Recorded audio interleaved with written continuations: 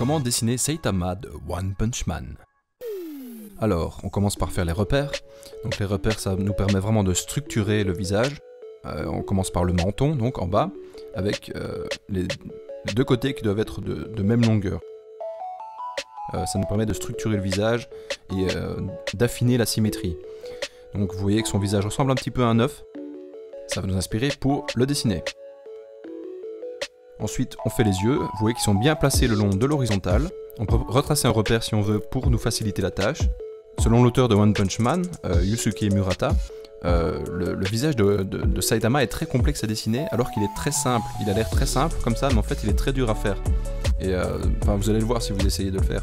Je vous invite aussi à faire des pauses parce que je vais un peu vite, mais si vous voulez vraiment faire chacune des étapes, faites des pauses durant la vidéo.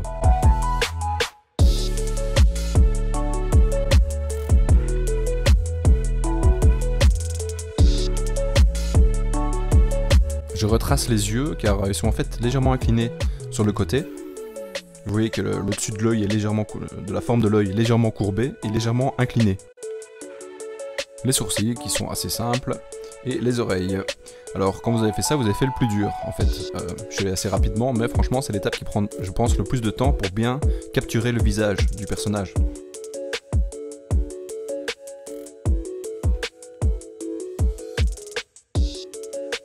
Ensuite, je commence la tunique et je refais les oreilles en fait parce qu'elles doivent être mieux alignées avec les yeux en fait. Elles sont un peu plus hautes.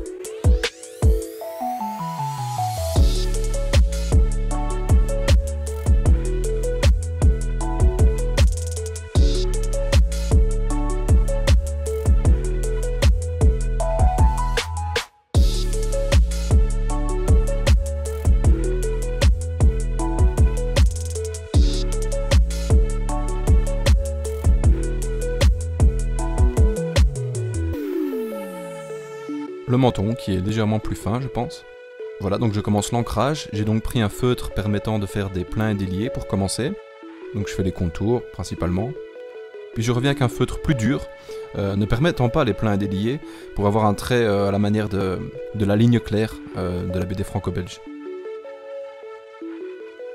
Ensuite, donc je scanne mon dessin et je l'ouvre avec GIMP.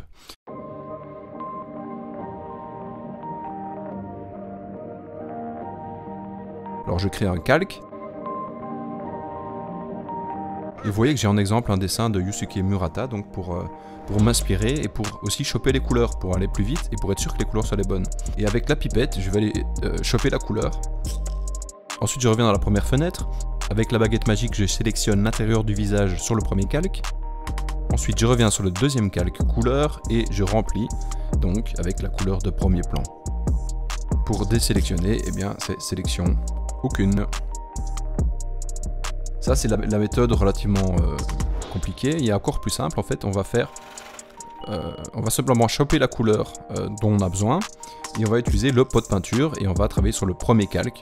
Donc on n'aura plus besoin de notre calque couleur en fait. On va le fusionner avec le premier calque. Le seuil est toujours important hein, dans ce cas-là, avec aussi bien avec la baguette magique, mais avec le pot de peinture, c'est très important de gérer le seuil. J'ai aussi fait une autre vidéo là-dessus, vous pourrez voir dans la description.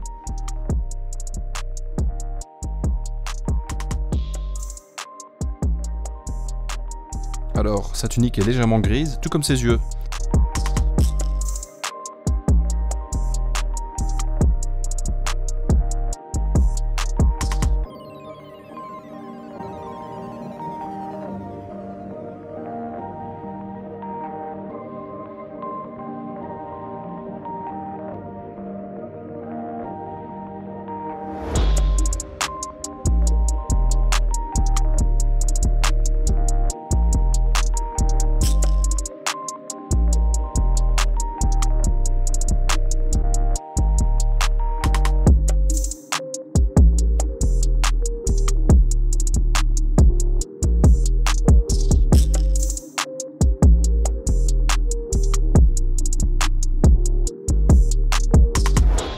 Ensuite, on va commencer les ombres.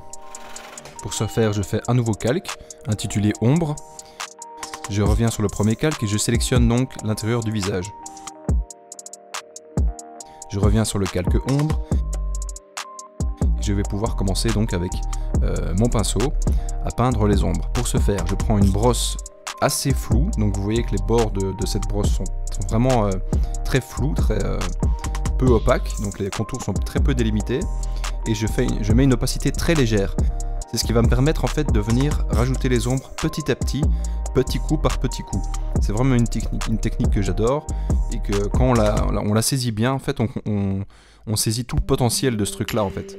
Ça peut aussi s'appliquer pour les couleurs, ça permet de faire des rendus assez importants. Donc utiliser une brosse assez floue, avec une opacité très légère, ça permet de faire un rendu assez incroyable, quand on passe un montant évidemment. Il faut repasser, et notamment jouer avec la gomme. Vous allez voir que bientôt je vais revenir avec la gomme, en fait.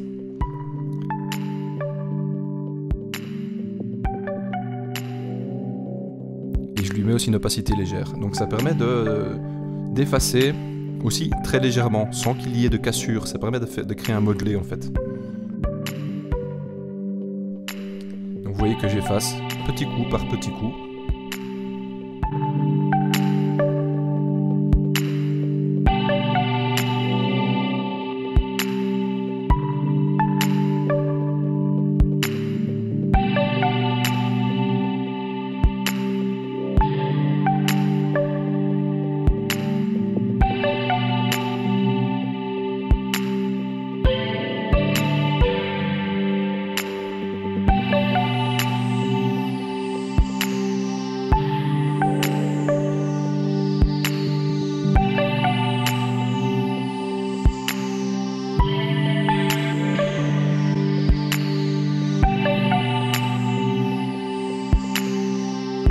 Alors vous voyez que je ne dépasse pas avec la brosse de la zone de la cape.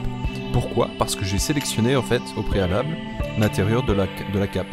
Donc tous les traits qui dépassent de cette zone ne sont pas pris en compte. Ça me permet de faire des gestes assez grands et de ne pas me préoccuper de dépasser en fait, tout simplement.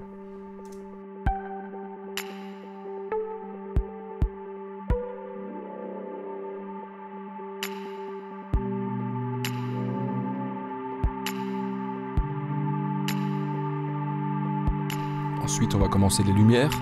Alors, même procédé, on fait un nouveau calque, on sélectionne l'intérieur du visage.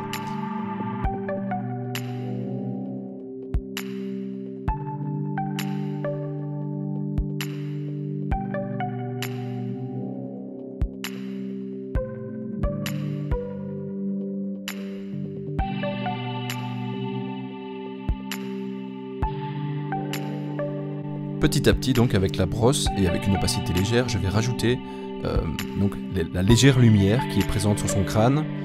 Et ensuite, je vais faire ça pour sa cape et pour sa manche.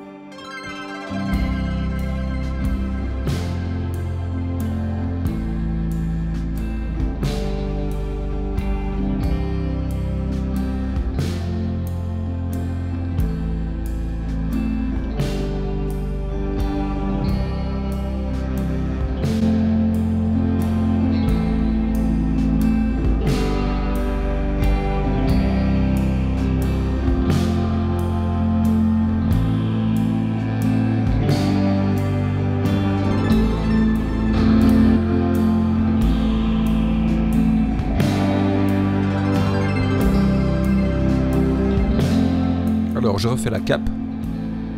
Je l'avais pas faite sur le dessin, j'avais oublié en fait la cape. Donc vous voyez que sur GIMP on peut tout à fait dessiner aussi, donc faire des contours en noir et ensuite venir remplir avec de la couleur.